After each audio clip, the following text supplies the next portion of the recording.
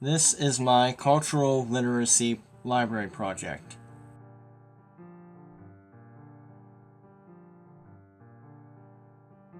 Vincent van Gogh, the man who cut off his ear, has made close to about 2,100 artworks, and only about 860 of them being oil paintings.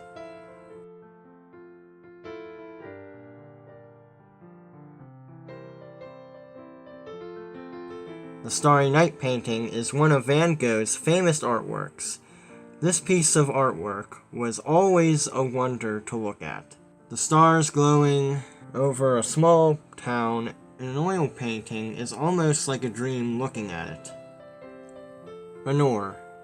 Renoir is another great artist who painted beautiful pieces of art depicting portraits and family or gatherings of people.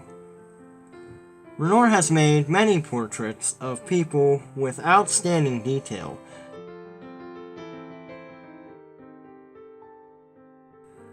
I absolutely adore his coloring and how it has a story to tell. Even in other paintings he's done, when he does the landscape, and of course of the nature, I find it very, interesting to look at. It's highly detailed, even though they are oil paintings. It's almost like you could reach out and touch it, like you're almost there. It's a very strange feeling whenever I look at his paintings. They are very, very inspiring, and I recommend any young artist or painter to go check him out. You gotta be insane if you don't like this guy or his artworks. Joseph Millard William Turner. J.M.W. Turner for short. William Turner, that's a funny name. Reminds me of Pirates of the Caribbean.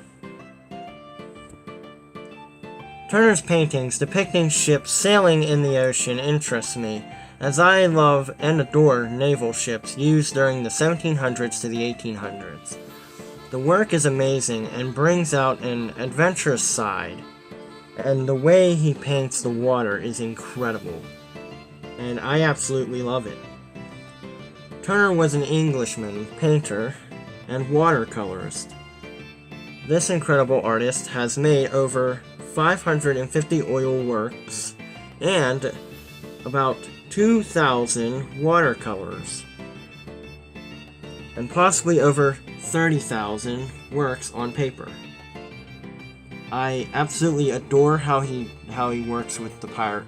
I'm gonna say pirate ships because that's I love how those naval ships look. I love the sails. I love everything about that stuff. So looking at his paintings, it's really up my alley, and I just adore it. He just like Renoir. Please look this guy up. He is very good, and I recommend him to any artist. And these artists are already inspiring me to want to paint more and put in more artworks close to this stuff. I too paint, but I don't as much anymore, unfortunately. But hey, I'll get back into it sometime.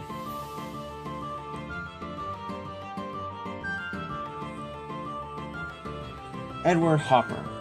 Edward Hopper was a realist painter and printmaker. He makes oil paintings depicting the real-life norms of the world around us. His paintings can describe a story on the canvas.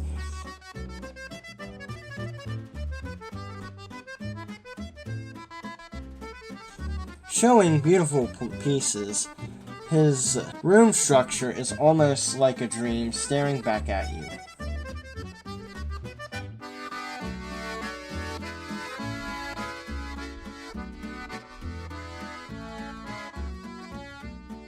The world in his vision is incredible and interesting to look at, and how he structures his rooms. As an artist, myself, I adore these painters, and how paintings have so much beauty and life to them.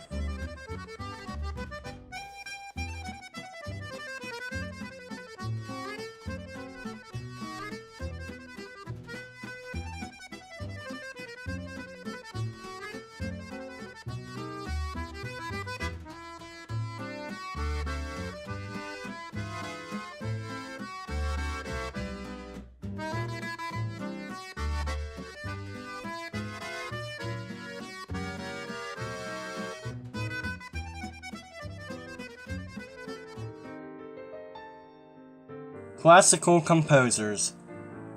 Mozart. Wolfgang Amadeus Mozart was a famous composer from the 1700s. This incredible composer has composed since he was at a young age of 5. He has composed of over 600 works.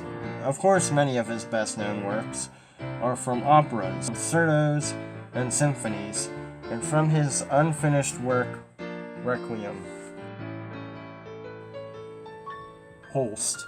Gustav Theodor Holst was an English composer whom directed such works as The Planets, which in this piece he turns the outer reaches of space practically into orchestras of wonder and awe. It's almost whimsical in tone. It's a beautiful piece to listen to. He makes Jupiter and Jupiter's Bringer of Jolly into a symphony of amazement and awe.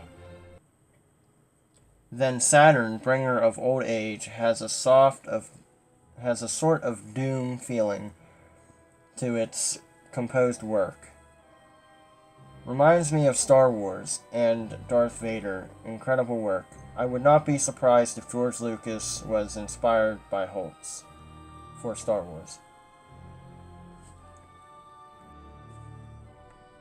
Orff.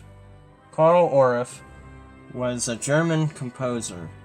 Orff in the mid-1920s had began to formulate a concept he liked to call elemental music, which was inspired by ancient Greek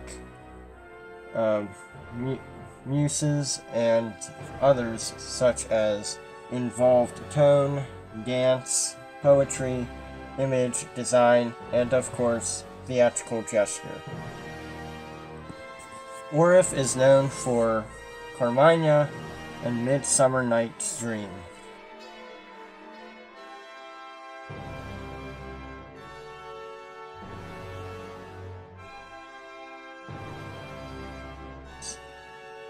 Other composers. Charlie Parker was a jazz musician and jazz soloist. He also was a big figure in leading the development of bebop. Works such as Yardbird Suit and Ornithology. Yardbird Suit has a classical rhythm and energy to it. It's something to listen to when you're doing homework or just to kick back and sit by the fire as this piece plays on. Glenn Miller. Alton Glenn Miller was an American trombonist, composer, and arranger. His works include The Moonlight Serenade, Pennsylvania 65000, In the Mood, and many others. Moonlight Serenade is beautiful to listen to. I mean, my God, is it fascinating to me. I fell in love with it as soon as I listened to it. It's like something to listen to when you and your love are drinking wine on the honeymoon or Valentine's Day. So much visualization I get from this song, it's beautiful. Glenn Miller's work is so classical in tone and rhythm. It's so relaxing to listen to. It's something to listen to when you're having a bad day. It's wonderful. Film composers. Max Steiner. Maximilian Raoul Steiner. First off, awesome name. Come on, who wouldn't want to be named Maximilian? Max was an Austrian-born American music composer for theater and films, not to mention a constructor. His most notable works were King Kong, Little Woman, A Summer's Place, Gone with the Wind, and many more. Fun fact, Max was the first recipient of the Golden Globe Awards for Best Original Score from Life with Father. Elmer Bernstein. Elmer was an American conductor and composer. He is mostly well known for his film scores. Elmer has made over around 150 original movie scores, as well as scores for possibly over 80 television production. Elmer has also won an Oscar for his score from Thoroughly Modern Millie. The awards include an Emmy and 2 Golden Globes, and was nominated for a Grammy Award. Man, I would love to see this guy's trophy case. Shows he has composed for were The Man with the Golden Arm, True Gift, Robot Monsters, The 10 Commandments, The Magnificent Seven, To Kill a Mockingbird, and Ghostbusters. Freaking Ghostbusters! He has done a lot, and his talent will live on in Hollywood history forever and ever. Photographers. Ouija. Ouija, a known photographer and photojournalist who is known for his black and white depictions of the city. His works of photos convey stories and visual wonders of the past. His pictures remind me of paintings in some strange way. His pictures are fascinating to look at and admire, as they are not only pieces of the past, but they are pieces of art. Ouija worked for the New York Times, and would earn a funny nickname, Squeegee Boy, thanks to his skills in developing prints on the run.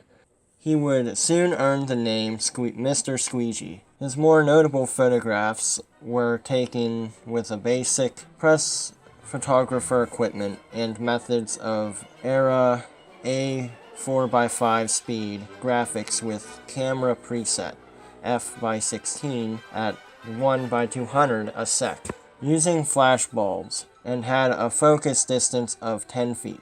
Ouija is a self-taught photographer and natural in this case.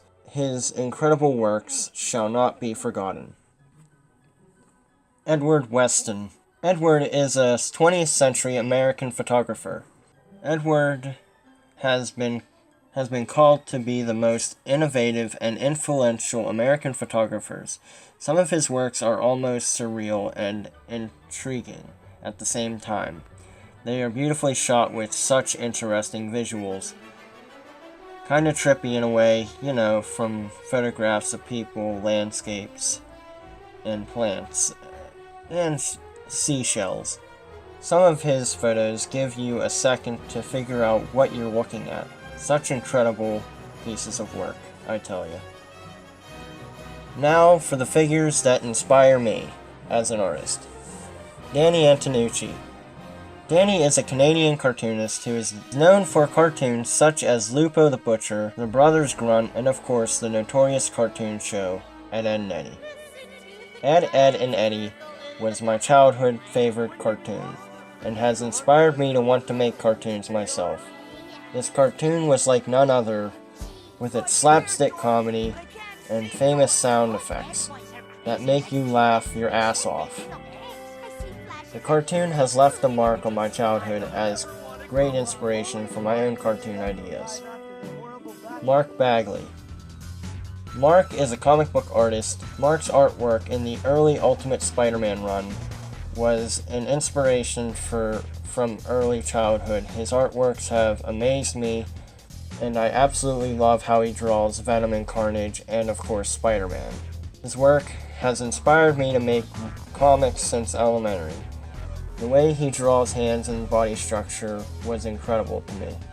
Mark is an incredible artist in the comic industry, and he has inspired me to make my own comic books, like my Conservation Camp comic and other comics I may make down the long road we call life.